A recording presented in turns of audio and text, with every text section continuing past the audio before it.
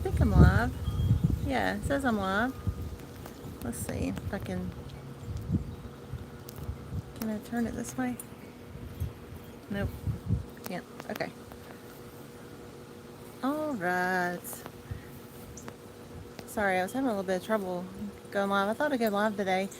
It's July, and I wanted to talk about the messiness in the garden and just be real with you today as far as where most of us are right now in the gardening world as far as tending to our gardens and the heat and all of that. And I think I'm good. I think I've got everything going. But I'm just going to flip this around and we're just going to walk through. I'm going to show you some of the garden here, if I know what I'm doing here. There we go. Alright, so it's July. It's like 90 something degrees out here today. Super hot. I'm not feeling it. I'm not feeling being in the garden, doing any of it because it's so hot and humid. It's humid here in South Carolina.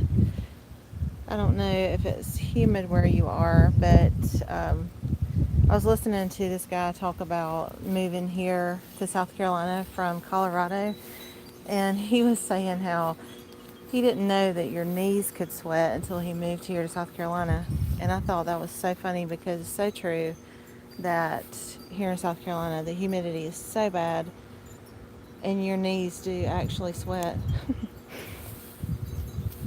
So let's see if anybody gets on here and then we'll get started real quick. But talk to me in the chat. Drop me some comments. Let me know how hot it is where you are. If you're dealing with hot, humid temperatures or mild, what it's like here. And I'm going to show you this beautiful butterfly while I'm waiting to see if anybody gets on. This is a black swallowtail. And they're finally here. It felt like they were a little later than normal arriving at the garden, but I could just be wrong. I think they were a little bit later than usual this year, the black swallowtail. And they're very beautiful. Very beautiful. And they love the zinnias. So if you like to see butterflies, then you're going to want to plant some zinnias. They love them. And I think there was a yellow one somewhere too. We're talking about the messiness of the garden right now in July. I'm in South Carolina. It's hot and humid. Where are y'all from? And or you don't have to tell me where you're from, but is it hot and humid where you are? I was saying earlier that I heard a guy talking about moving to South Carolina from Colorado. And he said, I didn't know that your knees could sweat until I moved to South Carolina. And I thought, yeah, that is true. So I'm just talking about the messiness. And at this point in the gardening world, it's just so hot and humid. I don't feel like doing anything out here. So I'm kind of letting some things go. And that's okay to let some things go at this point. If you're new to gardening, I like to talk to beginners a lot. So if you're new to gardening and you're trying to keep up with all of it in the heat of July, sometimes it's okay to let some of those things go. Here's a yellow one. Let's go see if I can get this yellow one. That flew away, but there it is. I'm chasing butterflies, so.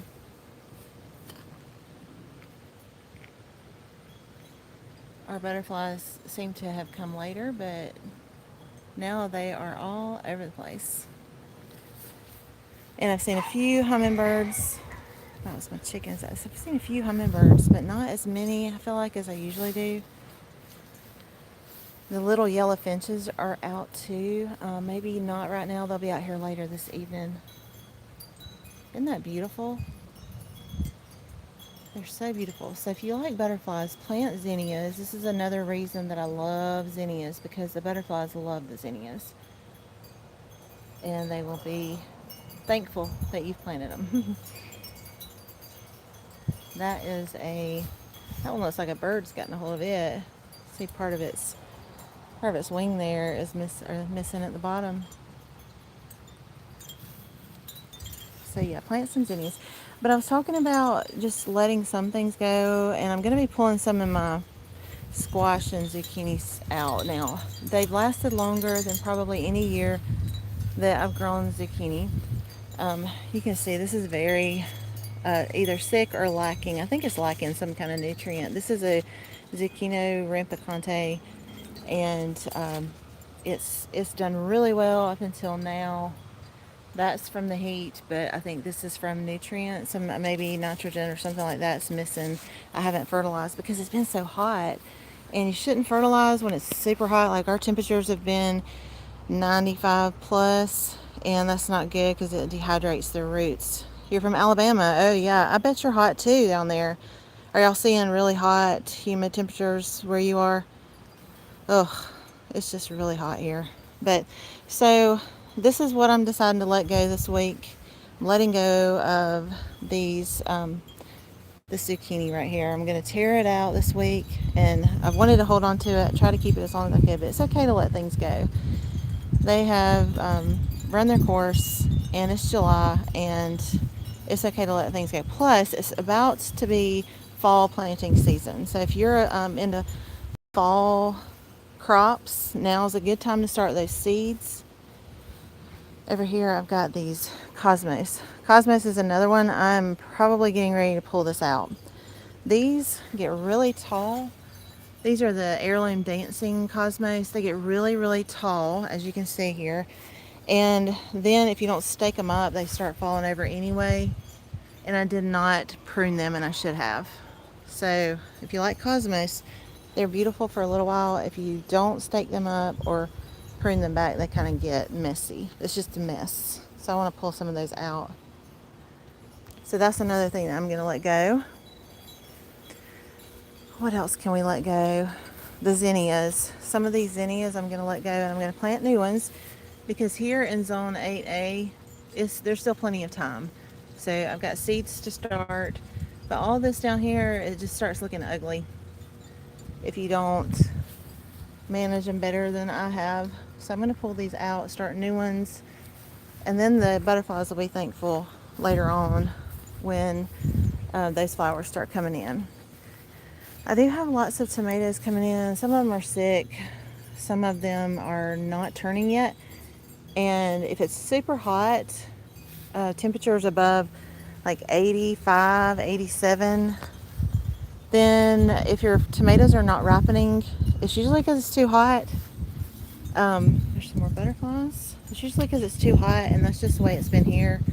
But they are starting to ripen. Our temperatures hopefully are going to get back down in the 80s this week, and I should see some more red tomatoes. Now look at that one's spots. Can you see the spots in the video? On its body. That's beautiful. If this is coming through, it's beautiful. I love the butterflies. So this patch of zinnias here I'm going to pull out and plant some more, start some more. This Indian snake cucumber here, this is the vine. It's so hot here. Yes, in Alabama, yeah. So hot, so hot, so hot. July and August, I kind of get over gardening. I love gardening, but when it gets so hot, it's miserable out here, I'm like, you know what? I'm not going to stress about it. I'm not going to stress about it. I'm going to let some of the things go. And we're watering every day, but then I'm using so much water from our water bill gets really high. See this Indian snake cucumber? Look how long that is. Those do really well in the heat. Thank you. Nice garden. Thank you. I love my garden, but like I said, this time of year I'm just like, oh. So I haven't even been out here with a weed eater. Normally I keep this grass down pretty low, but I've just not been wanting to get out here. So, but this Indian snake cucumber, this one does really well in the heat. I've not had the leaves wilting on it much like I do with some of the other like cucumbers and things like that. Oh, okay, here's a good lesson. Not that everyone needs it, but this is one of those squash beetles. Now there's a difference between a squash beetle and a squash bug. If I can, I'll probably find a squash bug while we're at here too. This is a squash beetle. They attack a different part of the plant than the squash bug does. The squash bugs are, oh well, I dropped it. The squash bugs attack like the veins of the plant. The squash beetles attack, you can see here the foliage, if you can see that. And then just tear it up. They'll just decimate that. Humidity is bad where you are too. Oh wow, yeah. Humidity's the worst. I can handle hot, but hot plus humid is too much. And I have these mushroom basket tomatoes that I've. This is my first year growing them. I'm really excited to see how they taste. So that's exciting. It is getting a little sick and lacking some nutrients, so I don't know how much longer it'll last. But I do have several on here that I'm waiting to turn. And if you're just jumping on, if your tomatoes are not turning, it's probably because it's been too hot. If you're somewhere where it's really hot, if you're somewhere and it's been above like 87, then it's going to take them a while to turn.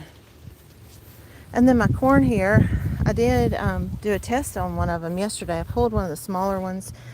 I probably have this too close together here. The stalks are probably planted too close together. And so I'm probably not going to get great big ears of corn. I do have a lot in here though. You can see that one is getting close to being ready. That silk right there, that one's probably ready. That's dry, mostly. Got a little bit that's not dry. And it feels like it's getting ready. So that one might be ready. I pulled one yesterday just to see and took a bite of it, and it tastes really good. It's this peaches and cream sweet corn. White is white. But yeah, I've got several there. But I know that it's too close together. Next year, this is like my sample patch to learn from. Corn needs thinning out. Yeah, I didn't do that. So next year I will for sure. But this is my sample patch to try this year. I didn't do a great big. I didn't want to take a lot of space with it either. So this is it. I'm excited about the ones that I do have, but I did learn that it's definitely too close together. That one's probably. Do you think these are ready? Yeah. You think these are probably ready? Getting close to being ready? That probably needs to dry out a little more, I think, right? Then that one's not dried out. And then this is just kind of a mess back here. This was some of my extra stuff. I hate throwing away seedlings from anything that I've spent time growing. So usually I'll just put them in weird spots and see how they do. That tomato did not do good. That's a mess. So that's nothing important. I just was kind of just throwing extra stuff out there. Need to be about a foot apart. Okay. And yeah, not ready. Okay. Yeah, that one I picked yesterday and opened up. I should have taken a picture of it. I didn't have my phone out here. It was not quite ready, but I can tell it's getting close. So maybe a few more days or a week, maybe, if you think that'll be enough. I don't know. These are some extra cucumbers, and they've been doing so good, except I forget to pick them. Look at that. That's funny. It's got you can see. I'll pull it off because this needs to be pulled off. Oh, that's just funny. They grew together.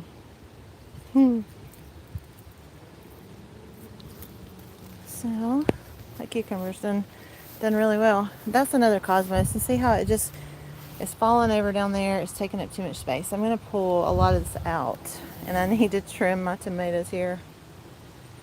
They're wilding back here. This middle section here is Roma tomatoes. I've gotten a lot of Roma tomatoes that have ripened already. But some of my bigger tomatoes, like those back there, they're just not ripe yet.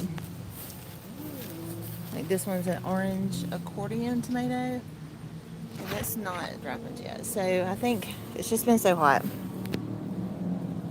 But definitely have a mess back here. And some of this, I've just, God, it's been so hot. I've just not felt it, not been feeling it. There's my Lady Banks rose. And I just got it this year, so it's actually doing really well. It's put out a lot of growth just in this first year, or this first couple of months maybe.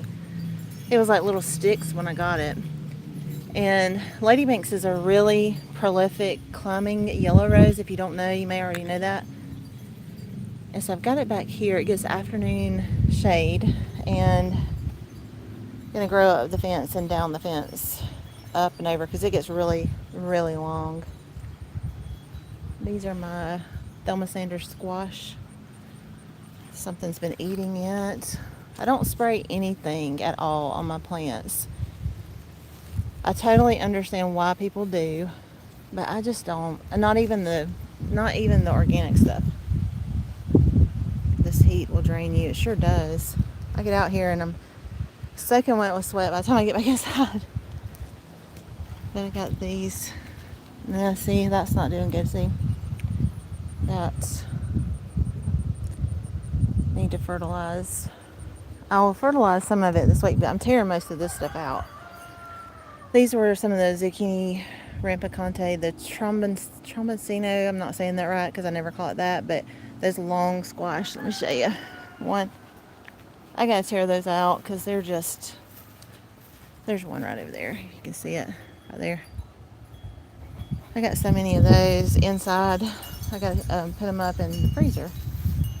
I'm just kind of talking about how much of a mess July can be in the garden, and just showing you, I've got a mess. I'm sure everybody has a mess, but it's okay. It's okay to let some things go too.